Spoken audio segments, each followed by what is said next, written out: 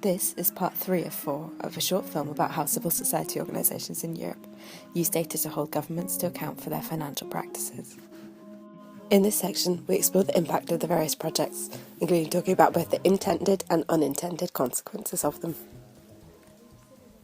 For example, we put this small note on the website of Nahausa that said, if you're a state government, or if you're interested in state government, or you're interested in municipal government, and you'd like to kind of present the budget in a similar way, and then please write to us. And I think to date we have received somewhere between 50 and 70 replies to that call. So that's one of the reasons why we decided to kind of join the Open Spending Initiative, because in order to provide every one of these numerous regions and municipalities with this kind of technology and with a means to make their own data accessible to the citizens, we had to have a scalable technology in the back end that would allow us to do this with little added effort. And basically, if it took more than half a day to do this, we couldn't really scale up. Mm-hmm. When you are very consistent and you update the website frequently, and really all data are up to date and accurate, so people get to come to the website, to visit it, and to find the data. Even the students, let's say, who are working on some seminar work or some diploma thesis or something, are using the price of the state data, because not only we have the accurate data for current year, for current fiscal year, but we also have the data for previous years. We have the data since 2005, so not only the website shows you the accurate numbers and the calculations per capita and per working person, but if you click on whatever number on the website, it shows you the graph showing the trend in time. Based on this data, Transparency International was actually capable of conducting great research, showing where the major bottlenecks in the public procurement were, and actually showed the impact of several policies introduced. One of the researches we actually did based on the data was that reverse electronic auctions were made mandatory in public procurement, or a great bulk of public procurement. So basically, the way like normally you have auctions where people bid and try to get a price higher. This is reverse auction, where you have different bidders and they're trying to undercut each other's offer. And based on the data from the public procurement, we could show that once the reverse electronic auctions were introduced, it saves roughly 10 to 15%. Question you should probably take to Slovakia. I know they have this. I think they have now 3 different portals from the Fair Play Alliance and maybe Transparency International in Slovakia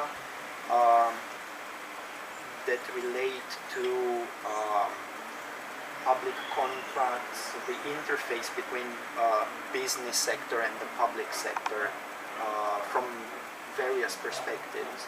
And the question would be, to what extent they've seen an increased interest from the business sector to ask this kind of questions, or ask for this type of information, now that they actually can see what information is out there and how it can be used.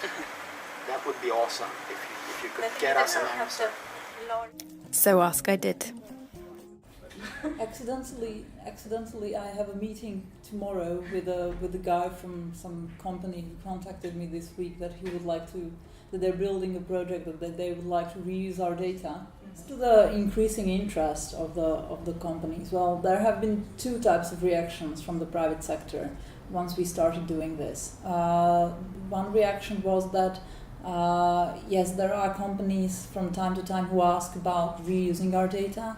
It isn't much, but I think it's better than in the past, because in the past it didn't happen at all, from what I know. I think that in Slovakia things haven't gone as far in this area as they could have, but I think that it's going to change, because I know that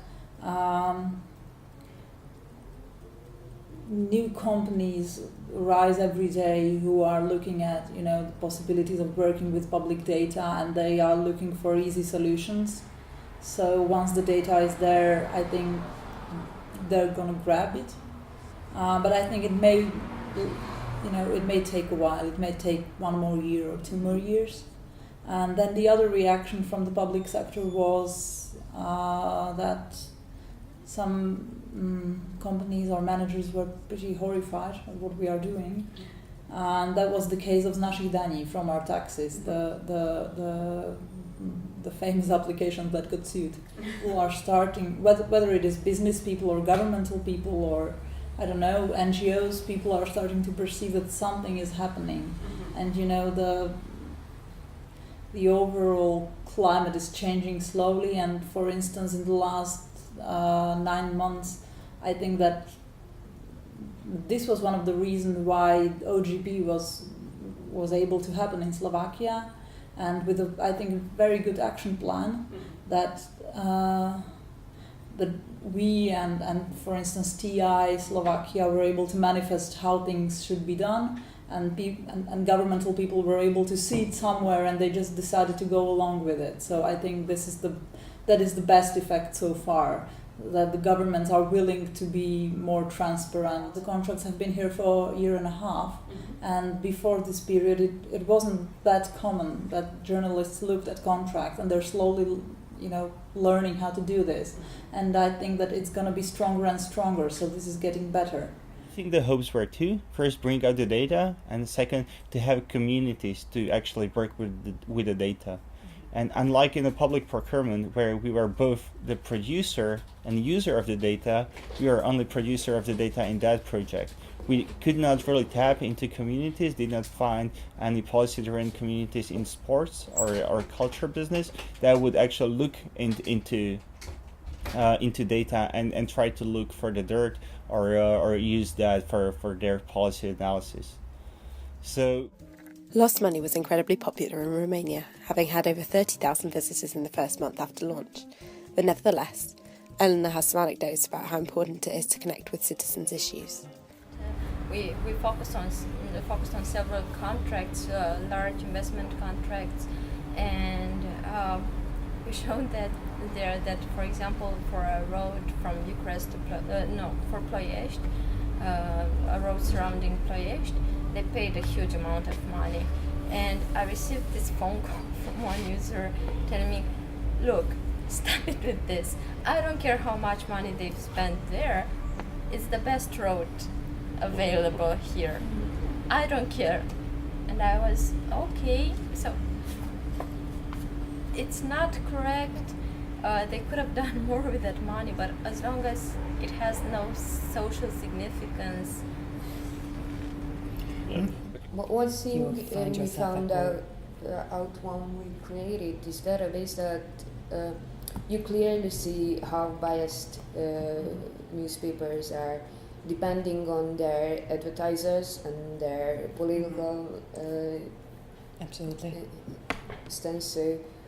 So you can see if who is mentioned in relation to what in which newspaper, and it's very, very visible. And in many cases we are called or people come to us because they are in the database and they find it, and so they don't really think that the one article is okay or it should be, or they should be in the database. And we offer remedy, which newspapers don't really offer. So we display all the articles, we display all the press communiques. We choose from all the devices, and if someone comes to us and wants to write his story, we also put that story. Mm-hmm. So we don't really wait for the courts to decide that we have to offer remedy, because we think that everyone has to share their opinion. So it's not only about making a shame list of corrupt people, but also... Of course, if he writes a remedy, then we tag it the same way as we yes. tag. Yes, so for many people and companies, it's not that good to just appear in such a database, because it says that you're corrupt. And maybe the case is that we are very, very good in Google searches. In the final section, we look at some of the wish lists of the civil society organisations. That is, what they would ask for to help make their work easier.